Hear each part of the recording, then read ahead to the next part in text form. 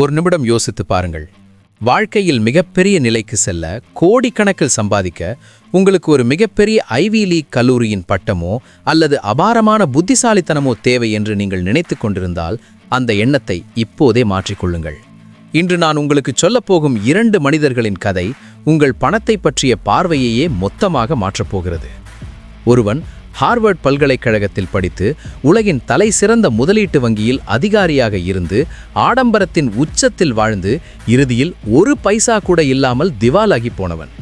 இன்னொருவன் ஒரு சாதாரண துப்புரவு தொழிலாளி, கேஸ் ஸ்டேஷனில் வேலை செய்தவன். பழைய ஆடைகளை அணிந்து எளிமையாக வாழ்ந்து அவர் இறக்கும்போது சுமார் 60 கோடி ரூபாய் சொத்து சேர்த்து விட்டு சென்றவர். மேலோட்டமாக பார்த்தால் இது ஏதோ ஒரு சினிமா கதை போல தோன்றலாம். ஆனால் இதுதான் நிஜம். பணம் சம்பாதிப்பது என்பது உங்கள் அறிவை சார்ந்த விஷயமல்ல, அது உங்கள் நடத்தையை சார்ந்தது. இதைத்தான் மார்கன் ஹவுசல் தனது பணத்தின் உளவியல் என்ற புத்தகத்தில் மிக தெளிவாக விளக்குகிறார். இந்த வீடியோவில் அந்த புத்தகத்தின் மிக முக்கியமான 5 பாடங்களை பார்க்க போகிறோம்.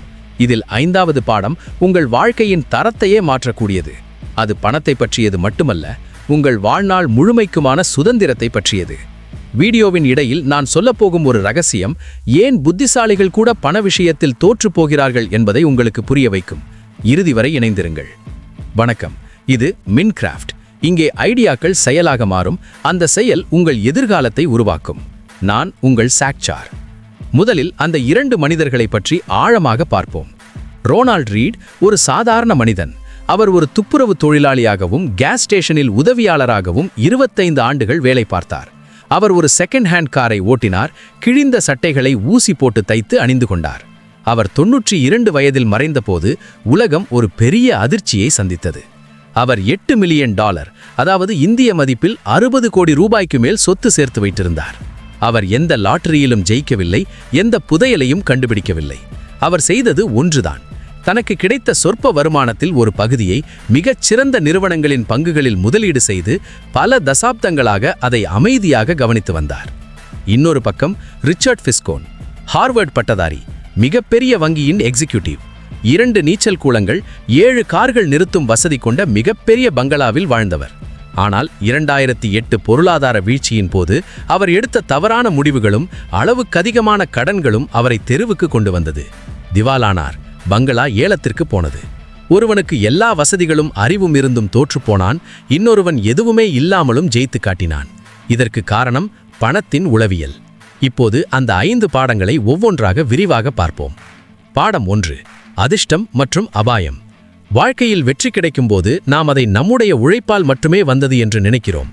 ஆனால் அங்கே அதிர்ஷ்டம் என்ற ஒரு மறைமுக காரணி இருக்கிறது என்பதை நாம் ஒப்புக்கொள்வதில்லை. அதேபோல தோல்வி அடையும் போது அதை ரிஸ்க் அல்லது அபாயம் என்று ஒதுக்கிவிடுகிறோம். இதற்கு சிறந்த உதாரணம் பில்கேட்ஸ். 1968ஆம் ஆண்டு உலகில் கம்ப்யூட்டர்கள் மிக மிக அபூர்வமான காலம். அப்போது அமெரிக்காவிலேயே கம்ப்யூட்டர் வசதி கொண்ட ஒரே ஒரு பள்ளி லேக்சைட் பள்ளி. அந்த பள்ளியில் பில்கேட்ஸ் படித்தார். அந்த ஒரு அதிர்ஷ்டம்தான் அவருக்கு கம்ப்யூட்டர் மீதான ஆர்வத்தை உண்டாக்கி இன்று மைக்ரோசாஃப்ட் என்ற சாம்ராஜ்யத்தை உருவாக்க அடித்தளமிட்டது. அதே பள்ளியில் பில்கேட்ஸை விட புத்திசாலியாக இருந்த கென்ட் ஈவன்ஸ் என்ற மாணவரும் இருந்தார். அவருக்கும் அதே கனவுகள் இருந்தன. ஆனால் ஒரு மலையேறும் விபத்தில் அவர் மிகச் சிறிய வயதிலேயே இறந்து போனார். பில்கேட்ஸுக்கு அதிர்ஷ்டம் கதவை திறந்தது, கென்ட் ஈவன்ஸுக்கு துரதிர்ஷ்டம் ரிஸ்க் வடிவில் வந்தது. இதில் நாம் கற்றுக்கொள்ள வேண்டிய பாடம் என்னவென்றால், எதுவும் நாம் நினைப்பது போல அத்தனை அழகாகவும் இல்லை, அத்தனை மோசமாகவும் இல்லை. உங்களை விட கீழே இருப்பவர்களை பார்த்து எள்ளி நகலாதீர்கள். அவர்கள் எடுத்த ரிஸ்க் தோல்வியில் முடிந்திருக்கலாம். அதேபோல் மேலே இருப்பவர்களை பார்த்து பொறாமைப்படாதீர்கள். அவர்களுக்கு அதிர்ஷ்டம் துணை நின்றிருக்கலாம். நீங்கள் செய்ய வேண்டியது ஒன்றே ஒன்றுதான். ஒரு அமைப்பை உருவாக்குங்கள்.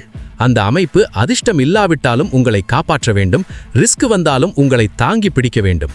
நீண்ட காலம் ஆட்டத்தில் நிலைத்து நிற்பதுதான் உண்மையான வெற்றி. பாடம் 2, பணம் சேர்ப்பது மற்றும் பணக்காரனாகவே இருப்பது. பணம் சம்பாதிப்பதற்கும் பணக்காரனாகவே நீடிப்பதற்கும் மிகப்பெரிய வித்தியாசம் இருக்கிறது. பணம் சம்பாதிக்க நீங்கள் துணிச்சலாக இருக்க வேண்டும், ரிஸ்க் எடுக்க வேண்டும், பெரிய கனவுகள் காண வேண்டும். ஆனால் பணக்காரனாகவே இருக்க வேண்டும் என்றால் உங்களுக்கு அடக்கம் தேவை, பயம் தேவை. அதாவது நாம் சம்பாதித்ததெல்லாம் நாளை போய்விடுமோ என்கிற ஒரு ஆரோக்கியமான பயம் தேவை. உலக புகழ்பெற்ற பாக்சர் மைக் டைசனை எடுத்துக்கொள்ளுங்கள். அவர் தனது வாழ்க்கையில் $400 மில்லியன் மேல் சம்பாதித்தார். ஆனால் இறுதியில் $23 மில்லியன் கடனில் சிக்கினார். அதேபோல சாம் பேங்க்மேன் ஃப்ரைட் என்ற கிரிப்டோ மன்னன் ஒரே இரவில் 26 பில்லியன் டாலர்களை இழந்து ஜெயிலுக்கு போனார். இவர்கள் இருவருமே பணம் சம்பாதிக்க தெரிந்தவர்கள், ஆனால் அதை தக்க வைக்க தெரியாதவர்கள். இதற்கு நேர்மாறானவர் வாரன் பஃபட். அவர் தனது 10 வயதிலிருந்தே முதலீடு செய்ய தொடங்கினார். அவர் ஒருபோதும் ஒரே நாளில் பணக்காரனாக வேண்டும் என்று நினைக்கவில்லை. அவர் 70 ஆண்டுகளுக்கும் மேலாக நிதானமாக முதலீடு செய்தார். வாரன் பஃபட் செய்த அந்த ஒரு காரியம் கூட்டுவட்டி அல்லது காம்பவுண்டிங். கூட்டுவட்டியின் முதல் விதி என்ன தெரியுமா? தேவையற்ற காரணங்களுக்காக அதை ஒருபோதும் பாதியிலேயே நிறுத்திவிடக்கூடாது. நீங்கள் ஜொலிப்பதை விட நீண்ட காலம் நிலைத்து நிற்பதுதான் முக்கியம். பண விளையாட்டில் வெற்றியாளர் என்பவர் யாரோ அவர் அதிக காலம் ஆட்டத்தில் இருப்பவர்தான். பாடம் 3. கண்ணுக்கு தெரியாத செல்வம். இது மிகவும் சுவாரஸ்யமான ஒரு பாடம். நாம் ஒருவரை பார்த்து இவர் மிகப்பெரிய செல்வந்தர் என்று எப்போது முடிவு செய்கிறோம்? அவர் ஒரு விலை உயர்ந்த கார் வைத்திருக்கும் போதோ அல்லது பெரிய வீட்டில் வாழும் போதோதான். ஆனால் மார்கன் ஹவுசல் சொல்கிறார், செல்வம் என்பது உங்கள் கண்ணுக்கு தெரியாதது. அதாவது நீங்கள் செலவு செய்து வாங்கிய பொருட்கள் உங்கள் செல்வத்தின் அடையாளம் அல்ல, அது நீங்கள் செலவு செய்த பணத்தின் அடையாளம். உண்மையான செல்வம் என்பது நீங்கள் செலவு செய்யாமல் சேர்த்து வைத்திருக்கும் வங்கி இருப்பு, பங்குகள் மற்றும் முதலீடுகள். ஒரு நபர் 50 லட்சத்திற்கு ஒரு கார் வாங்குகிறார் என்றால் அவரிடம் 50 லட்சம் ரூபாய் செல்வம் குறைந்து விட்டது என்றுதான் அர்த்தம். அமெரிக்காவில் 70% மக்கள் ஏன் ஒவ்வொரு மாதமும் சம்பளத்திற்காக காத்திருக்கிறார்கள் தெரியுமா? அவர்கள் அதிக வருமானம் சம்பாதித்தாலும் அந்த வருமானத்தை விட அதிகமாக செலவு செய்து தங்களை மற்றவர்களுக்கு பணக்காரர்களாக காட்டிக்கொள்ள விரும்புகிறார்கள். வருமானம் என்பது நீங்கள் இன்று சம்பாதிப்பது, செல்வம் என்பது நீங்கள் நாளைக்காக சேர்த்து வைப்பது. நீங்கள் 60,000 ரூபாய் சம்பாதித்து அதில் 20,000 ரூபாயை சேமித்தால் நீங்கள் 2 லட்சம் ரூபாய் சம்பாதித்து 2 லட்சத்தையும் செலவு செய்பவரை விட பெரிய பணக்காரர். பணக்காரராக தெரிவதை விட பணக்காரராக இருப்பதே சிறந்தது. உண்மையான செல்வந்தர்கள் மற்றவர்களுக்கு எதையும் நிரூபிக்க விரும்பவில்லை. அவர்கள் தங்கள் நேரத்தையும் சுதந்திரத்தையும் வாங்கவே பணத்தை பயன்படுத்துகிறார்கள். பாடம் 4. போதும் என்ற மனமே பொன் செய்யும் மருந்து. உங்களுக்கு எவ்வளவு பணம் வேண்டும்? 1 கோடி, 10 கோடி, 100 கோடி? ஒரு இலக்கை அடைந்த பிறகு உங்கள் இலக்கு மாறிக்கொண்டே இருந்தால் நீங்கள் ஒருபோதும் நிம்மதியாக இருக்க முடியாது. இதைத்தான் நகரும் இலக்கு என்று சொல்வார்கள். ரஜத் குப்தா என்ற மனிதரின் கதை இதற்கு ஒரு பாடம். அவர் இந்தியாவின் வறுமையிலிருந்து வந்து மெக்கின்சி நிறுவனத்தின் தலைவராக உயர்ந்தவர். அவருக்கு 100 மில்லியன் டாலர்களுக்கு மேல் சொத்து இருந்தது. ஆனால் பில்லியனர்களுடன் பழகியதால் அவருக்கு அந்த பணம் போதவில்லை. இன்னும் வேண்டும் என்ற பேராசையால் தவறான தகவல் பரிமாற்றத்தில் ஈடுபட்டு தனது பெயர், புகழ், செல்வம் அனைத்தையும் இழந்து சிறைக்கு சென்றார். உங்களிடம் இருக்கும் அத்தியாவசியமான ஒரு விஷயத்தை உங்களுக்கு தேவையில்லாத ஒரு விஷயத்திற்காக ரிஸ்க் எடுக்காதீர்கள். சமூக வலைதளங்களில் மற்றவர்களின் ஆடம்பரத்தை பார்த்து உங்களை நீங்களே குறைத்து மதிப்பிடாதீர்கள். மற்றவர்கள் ஃபெராரி கார் வைத்திருப்பதை பார்த்து நீங்கள் ஆசைப்படும் போது உண்மையில் நீங்கள் அந்த காரை விரும்பவில்லை. அந்த கார் வைத்திருந்தால் மக்கள் உங்களை மதிப்பார்கள் என்றுதான் நினைக்கிறீர்கள். இதற்கு பெயர் காரில் இருக்கும் மனிதனின் முரண்பாடு. மக்கள் காரை பார்ப்பார்கள், உங்களை அல்ல. எனவே உங்களுக்கான போதும் என்கிற எல்லையை நீங்களே தீர்மானியுங்கள். அந்த எல்லையை அடைந்த பிறகு உங்கள் வாழ்க்கையை அனுபவிக்க தொடங்குங்கள். உலகின் மிகப்பெரிய பணக்காரர் என்பவர் அதிக பொருட்களை வைத்திருப்பவர் அல்ல, தனக்கு இது போதும் என்று சொல்ல தெரிந்தவர்தான். பாடம் 5. நேரத்தை விலைக்கு வாங்குங்கள். இந்த வீடியோவின் மிக முக்கியமான பகுதிக்கு வந்துவிட்டோம். பணத்தால் வாங்கக்கூடிய மிக விலையுயர்ந்த பொருள் எது தெரியுமா? அது தங்கம் அல்ல, வைரம் அல்ல, உங்கள் நேரம். உங்கள் நேரத்தை உங்கள் விருப்பப்படி செலவிடும் அதிகாரம் உங்களிடம் இருந்தால் அதுதான் உண்மையான செல்வம்.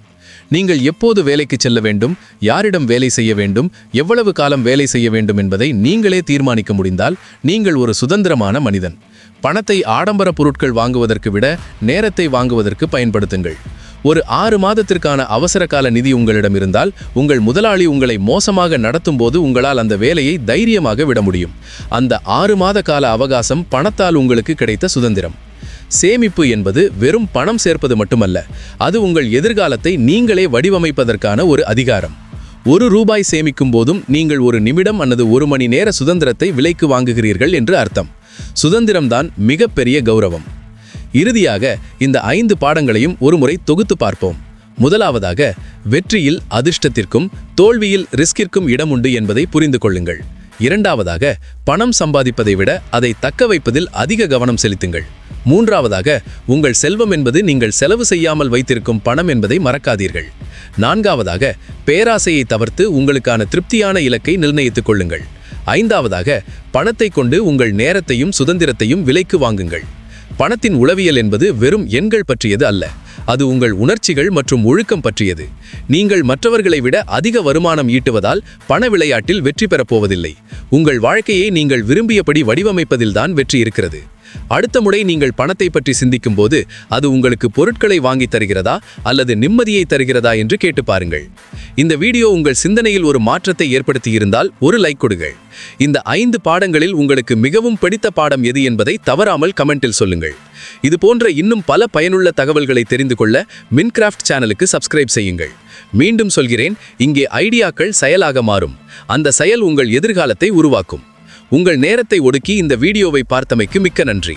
அடுத்த ஒரு சிறப்பான வீடியோவில் உங்களை சந்திக்கிறேன். இது உங்கள் சாக் சார். நன்றி, வணக்கம்.